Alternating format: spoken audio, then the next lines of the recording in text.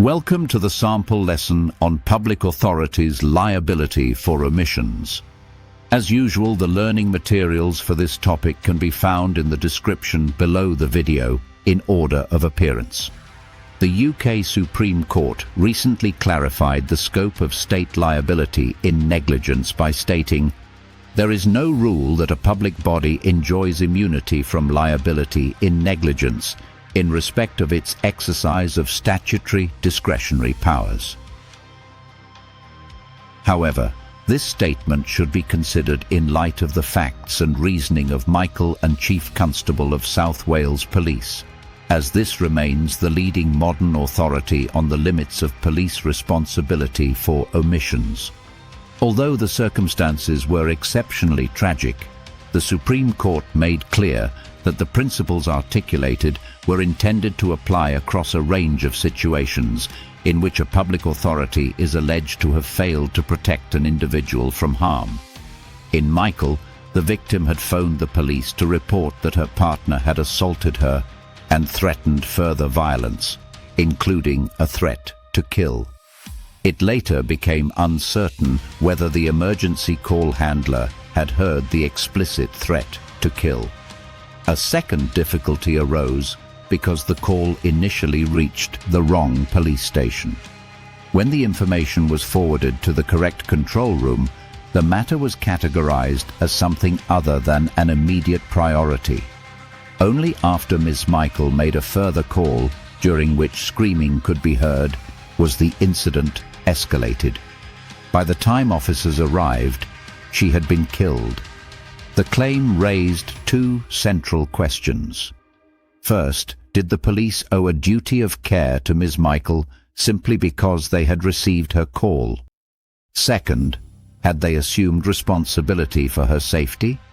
Lord Toulson, delivering the leading judgment, rejected the proposition that the police owe a duty of care in negligence to any person or small and identifiable class of persons whom they know or reasonably ought to know is at imminent risk.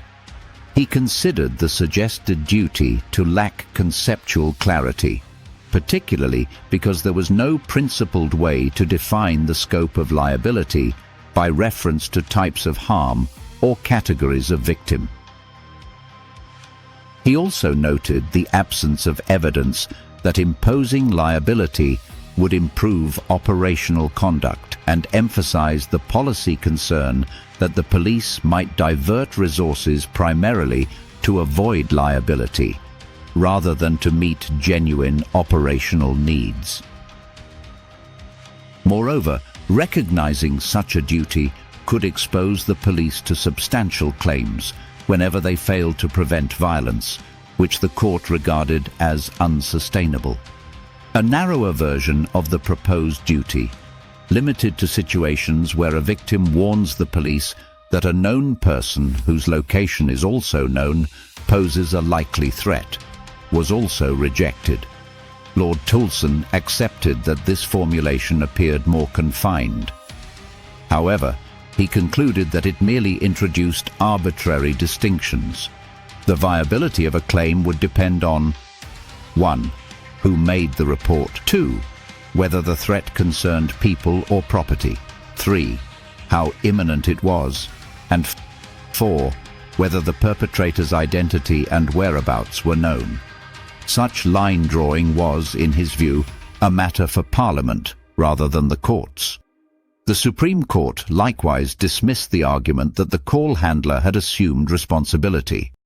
The operator had given no assurances about specific police action.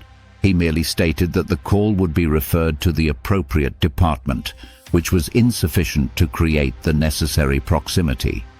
The continuing importance of Michael has been reaffirmed in Tindall and Chief Constable of Thames Valley Police in 2024, where the Supreme Court again emphasized the distinction between failing to prevent harm and actively making matters worse.